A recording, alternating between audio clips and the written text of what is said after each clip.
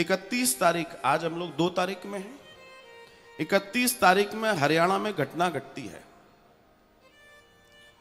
और सैकड़ों गाड़ियां जला दी गई विधर्मियों के द्वारा।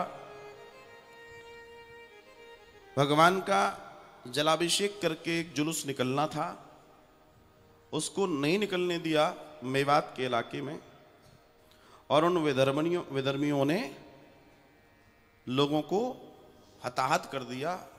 और इस समय बहुत बुरी स्थिति है। आप में से कुछ लोग ये कह सकते हैं हाँ तो ठीक है वहां हुआ, और इस पूरे के पूरे प्रकरण में नुकसान हिंदुओं ने उठाया जैसा कि उठाते आए हैं। लेकिन इसमें एक दर्शन में जोड़ना चाहता हूं, ऐसे ही उपद्रवियों से, ऐसे ही अधर्मियों से आपको जो लोग बचाते हैं, और आप जब पढ़ लिख के सो कॉल्ड एजुकेटेड लिटरेट बन जाते हैं तो आप क्या कहते हैं? अरे ये बजरंग दल वाले बड़े उद्यमी हैं, अरे ये बहुत उपद्रव करते हैं, अरे ये बीएचपी वाले, अरे ये हिंदू सेना वाले, अरे ये हिंदू रक्षा वाले, अरे देखो कितनी गुंडागर्दी कर रहे हैं। ये लोग कौन हैं जो अपने आप को तथाकथित पढ़ा लिखा कहते हैं? बहुत अच्छी नौकरी, अच्छी सोसाइटी, अच्छी कॉलोनी, और यहीं से इनके पतन का शुरू होता है। इन्हें यह समझ में नहीं आ रहा कि यही बजरंग दल वाले, यही बीएचपी वाले, यही हिंदू सेना वाले, यही इत्यादि जो हिंदू संगठन हैं जिनकी तुम निरंतर बुराई कर रहे हो, यही सड़कों पर जाकर सामने गोलियां चल रही हैं, लाठियां चल रही हैं और तुम्हें बचाने आए हैं। पता है क्यों? क्योंकि तुम हिंदू हो।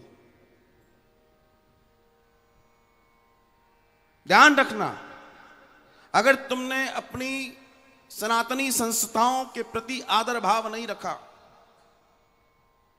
तो यह तुम्हारे लिए पाप का विषय होगा।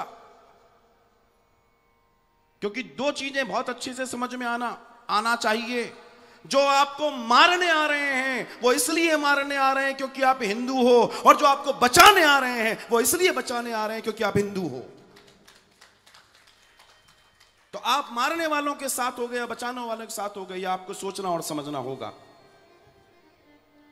आदर दीजिए सनातन के इन सभी प्रहरियों को, क्योंकि आप तो सॉफ्ट हो गए, लेकिन ध्यान रखना युद्ध लड़ने के लिए हार्ड होना जरूरी है, मजबूत होना जरूरी है।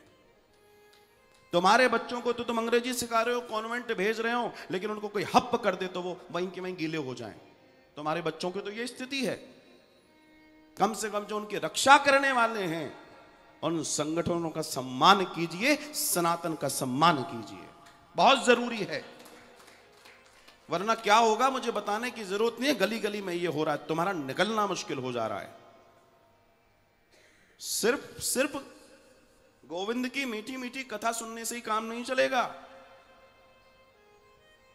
आपको अपने आप को शारीरिक मानसिक तौर से हर तरीके से मजबूत करना होगा।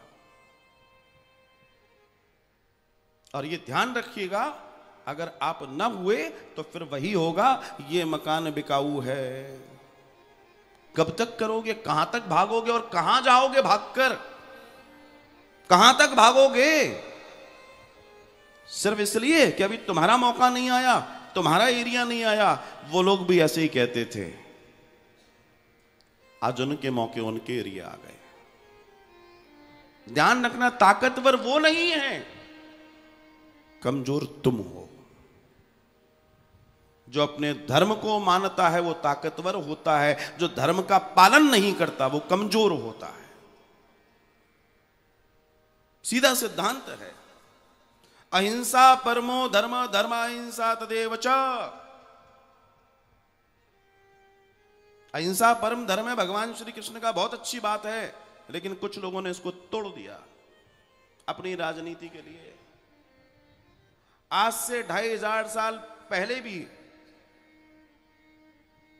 विद्वानों ने कहा अहिंसा परमो धर्म, और 2500 साल के पहले किसी ने आक्रमण नहीं किया इस भारत की भूमि पर, क्योंकि तब हम पूरा श्लोक बोलते थे, आधा नहीं बोलते थे।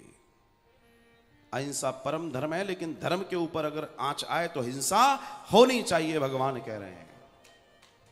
और जब दिमाग में ये घुसेड़ दिया गया आपके कि अहिंसा परमो धर्म, तो क्या हुआ? तो धीमे धीमे आप कमजोर पड़ते चले गए, कमजोर पड़ते चले गए, और आज स्थिति क्या है मुझे बताने की जरूरत नहीं है। आपको जितने अच्छे से माला जपना आना चाहिए, उतनी अपनी रक्षा भी करनी आनी चाहिए।